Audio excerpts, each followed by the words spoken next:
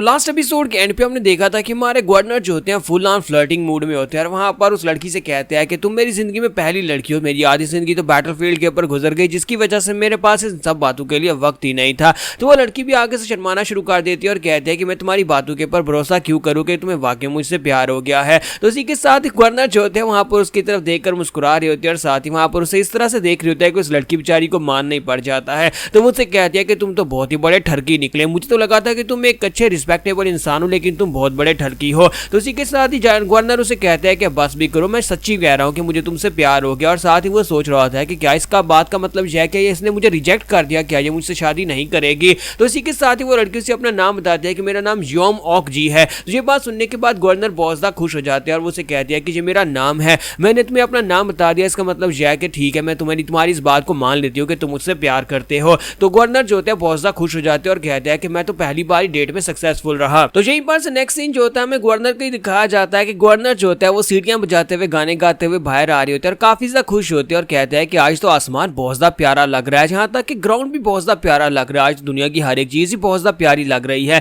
फिर साथ ही बाहर आने के बाद वो कहता है कि जनरल मोयोंग प्लीज मुझे माफ कर देना, मैं जहां पर तुम्हारा बड़ा भाई होने के नाते भी तुम्हारे लिए कुछ नहीं कर सकता। मुझे पता है कि तुम जहां पर उस लड़के बेखा को अपना छोटा भाई मानते थे, लेकिन मैं उसे बचाने के लिए इससे ज्यादा और क्या कर सकता हूं। क्या मैंने जहां पर हाउ फैक्शन के लोगों के साथ भी अपने ताल्लुकात बना लिए हैं, ये सिर्फ और सिर्फ इसीलिए था ताकि मैं जहां पर उस योम ऑकजी यानी उस लड़की के साथ प्यार तो करता हूं लेकिन साथ में उस लड़की के ताल्लुकात को यूज करना चाहता हूं। मैं हाउ फैक्शन के लोगों को यूज करके जैसे चाहे तुम्हारे भाई को बचाना चाहता हूं, यानी कि बेखा को बचाना चाहता हूं। क्योंकि मार्शल ने उसे जो ऑर्डर्स दिए हैं वो सरासर सजाए मौत के बराबर है। मार्शल ने उसे ताजार का सर काट कर लाने के लिए कहा, लेकिन ताजार का सर काटना कोई इतनी आसान बात नहीं है। हमसे पहले भी कितने जनरल जहां पर आ चुके हैं जो ताजार को मारने के लिए जा चुके हैं, लेकिन कोई भी ताजार को मारकर नहीं आया। तो इसी के साथ ही वाइस कैप्टन भागता वहां पर आता और कहता है कि गवर्नर एक दिक्कत हो गई, प्लीज जल्दी से चले। तो उसे कहता है कि तुम्हें क्या हो गया है, तुम अचानक से इस तरह से भागते हुए क्यों आ रहे हो और क्या दिक्कत हो गई है, सोंग बेक को क्या हुआ है। तो वो कहता है कि master Song Baek, captain Song Baek, उनके साथ कोई दिक्कत है।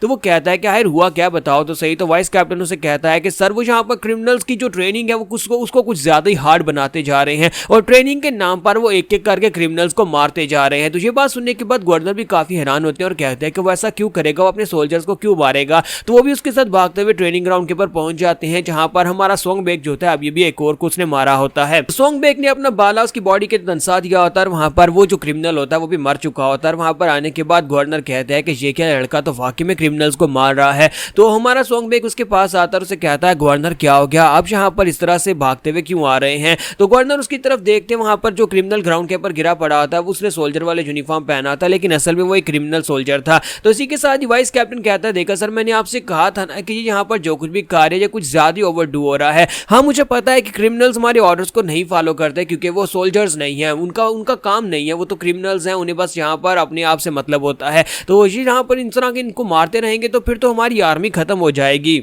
तो हमारा गवर्नर जो होता है वहां पर आने के बाद वाइस कैप्टन की बात सुनने के बाद सोच रहा होता है कि जनरल मोयोंग तुम मेरे भाई और मैं तुम्हारे लिए जहां पर इस लड़के को बचाने के लिए सब कुछ कर रहा था, लेकिन जहां पर आने के बाद ये सब कुछ देखने के बाद मुझे इतना आइडिया तो हो गया है कि मुझे इस लड़के को बचाने की जरूरत नहीं है, बल्कि ये लड़का खुद बच सकता है। ये लड़का खुद संघर्ष करके खुद अपने आप को किसी भी सिचुएशन से बाहर निकाल सकता है।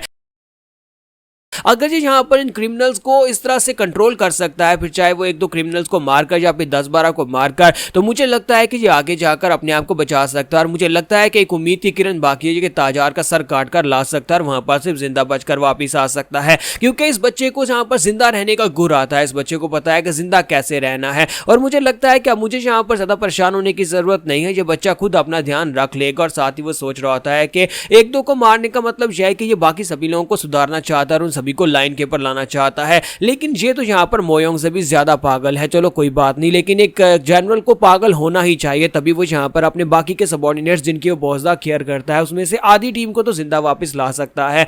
तो गवर्नर वहां पर जोर जोर से हंसना शुरू कर देते हैं। वाइस कैप्टन कहता है सर अब आपको क्या हो गया है। तो इसी के साथ ही वो से कहता है कि लड़के चलो फिर देखते हैं कि तुमने क्या प्लानिंग की है, आप मुझे बताओ कि तुम कैसे ताजार का सर काट कर लाना चाहते हो। मैं भी तुम्हारा साथ दूंगा, जितना हो सके मैं तुम्हारा साथ दूंगा। तो इसी के साथ ही रात के वक्त का सीन दिखाया जाता है कि हमारा बेखा जो होता है अपने रूम के अंदर बैठा होता है, पेपर्स को स्टडी कर रहा होता है। उसने यहाँ पर जितने भी क्रिमिनल्स होते हैं उन सभी के केस निकलवाए होते हैं और उससे स्टडी कर रहा होता है ताकि वो देख सके कि इन क्रिमिनल्स में से कौन कौन से क्रिमिनल्स खतरनाक हैं, किन किन क्रिमिनल्स को सुसाइड मिशन के ऊपर भेजा जा सकता है। तो बेखा एक एक करके सभी को वहां पर देख रहा था और कहता है देखो तो जरा यहाँ पर इनमें से कुछ क्रिमिनल्स ऐसे हैं जिन्होंने मर्डर किया है, किसी ने चोरी किया है, किसी ने रेप किया है, लेकिन ये सारे के सारे क्रिमिनल्स हैं। उन सभी क्रिमिनल्स को उम्र कैद यहाँ पे सजाए मौत की सजा सुनाई गई है। इसका मतलब यह है कि इन सभी को ट्रेन करना काफी ज्यादा मुश्किल हो सकता है, खास तौर पर मर्डरर्स को, जो कि यहाँ पर अपने आप को पता नहीं क्या समझते हैं कि उन्होंने किसी को मार डाला है तो वो बहुत ज्यादा कामयाब हो गए हैं, जबकि इनमें से कुछ ऐसे हैं जो कि साइको मर्डरर्स हैं, उनको तो कंट्रोल करना और भी ज्यादा मुश्किल है। फिर साथ ही वहां पर वो नोवान का पेपर भी उठाता और कहता है कि ये बंदा बाकी सभी लोगों से काफी ज्यादा अलग है।